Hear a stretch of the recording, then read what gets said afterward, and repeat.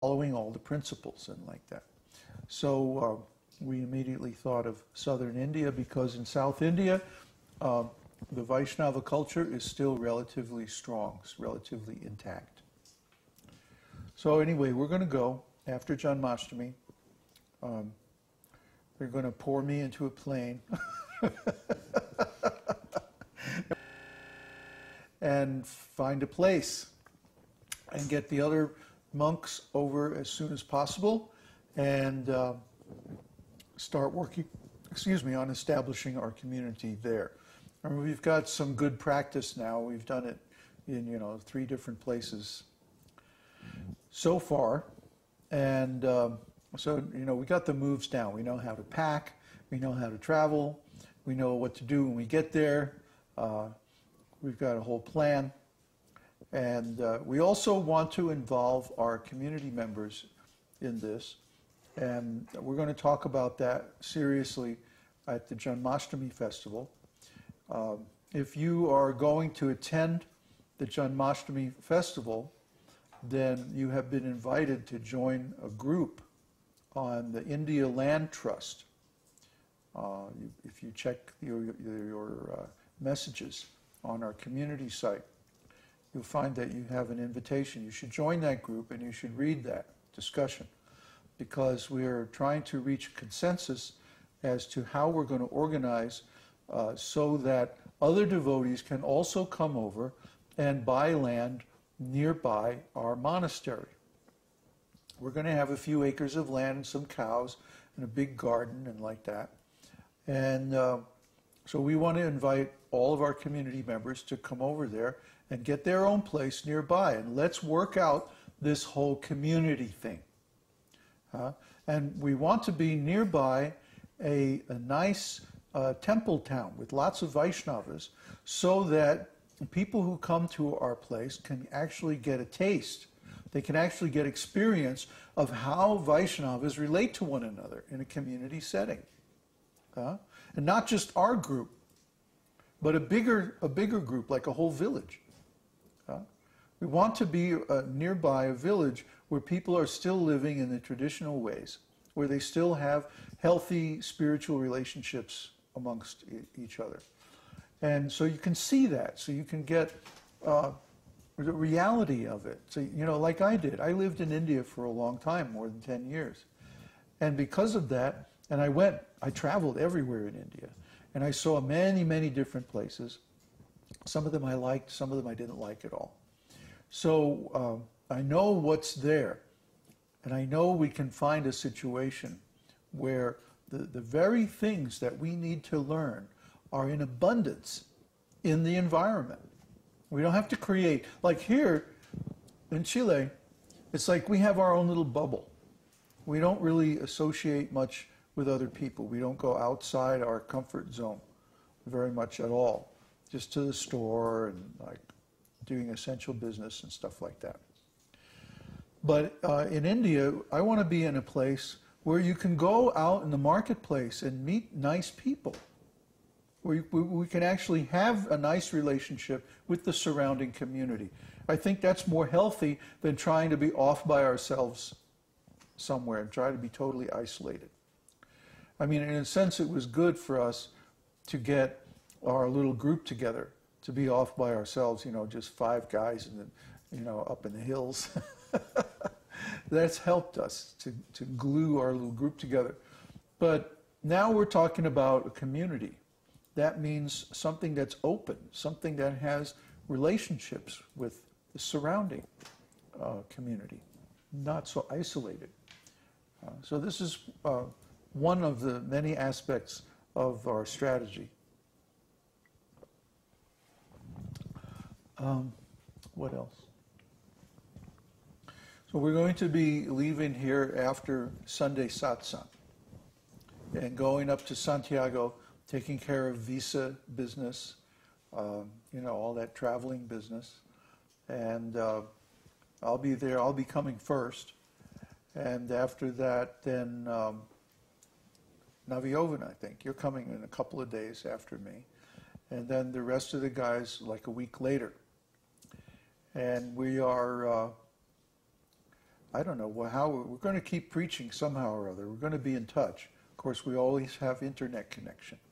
So now we have this smartphone. So wherever we go, we're always going to be linked in. We're not ever going to be totally offline, but we might miss a few darshans.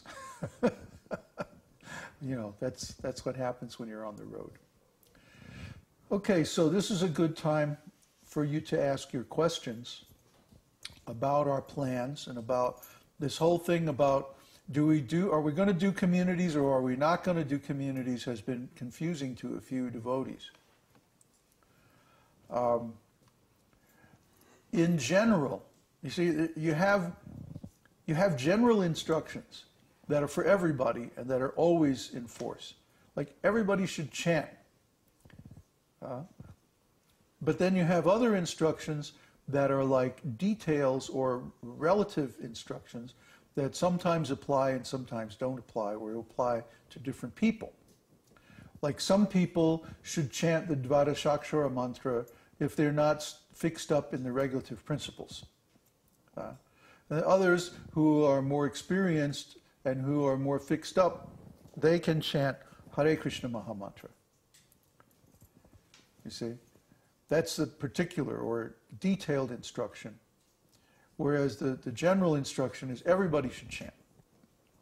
Okay, so in terms of community, the general instruction is, if you can, make a nice community. But there's a lot of conditions that have to be satisfied for this to work.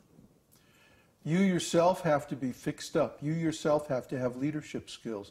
You have to have good relationship building skills. You have to know how to do that, and you have to have, funding, and you have to have a place, and you have to have so many things. And it takes time. And right now we're like out of time. This is not a good time. It's a very, very bad time, for example, to buy land. Right now, land and real estate prices all over the world, even in India, are in a bubble. And yeah, they've come down a little bit, somewhat. But land prices are still high, even in America. So if you want to buy land now, you'd be buying at near the top of a bubble. And it means that the value of your land, the net worth of your land, is only going to go down from here. So this is not a good time to buy land. It's more of a time to seek safe harbor, is the term. Safe harbor is it's used in financial circles. It's also used in politics as a place where you can go that will be more or less immune from the fluctuations in the financial picture. Everyone is advising to go into gold. And then the question just remains like exactly how, So that's a detail. But the general principle, the general instructions, yes, we want to make communities. But how and where and when and in what order to do things, these are all details. And we have to work these details out on an individual basis. Not everyone is going to be in the same situation. I wish all of my disciples were strong enough and capable enough that I could just say, okay, go off and start communities everywhere. But, it's not really like that.